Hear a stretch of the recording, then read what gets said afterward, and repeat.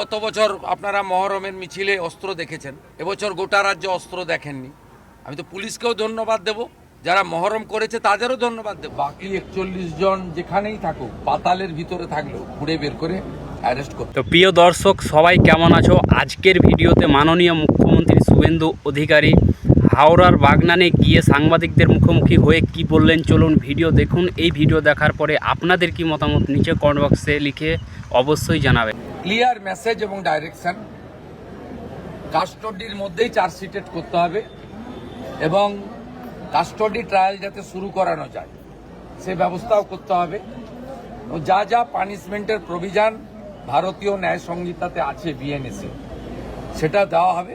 আমি এখানে চার্জশিট দিয়ে দিলে স্পেশাল পিপিও অ্যাপেন্ড করে দেবো, যাতে উইদিন স্টিপুলেটেড টাইম, শর্ট টাইমের মধ্যে তারা বিএনএসের অন্তর্গত পানিশমেন্ট, চার্জশিটে যে পানিশমেন্ট রেকমেন্ড করবে আইও, সেই পানিশমেন্ট যাতে পায় সেটাও আমরা মনিটর করব।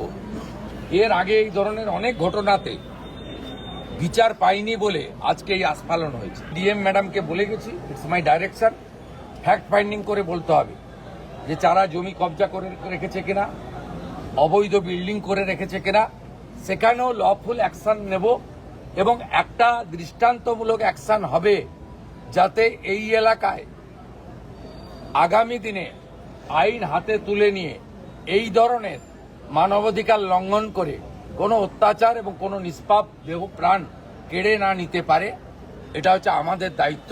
দর্শক, যেমন কি আপনাদেরকে আমি মাননীয় মুখ্যমন্ত্রী শুভেন্দু অধিকারীজির ভিডিও দেখালাম, এই ভিডিওর ব্যাপারে আপনাদের কি মতামত নিচে কমেন্ট বক্সে লিখে অবশ্যই জানাবেন এবং এই ভিডিওটা বেশি বেশি করে হোয়াটসঅ্যাপ, ফেসবুকে শেয়ার করে দিবেন।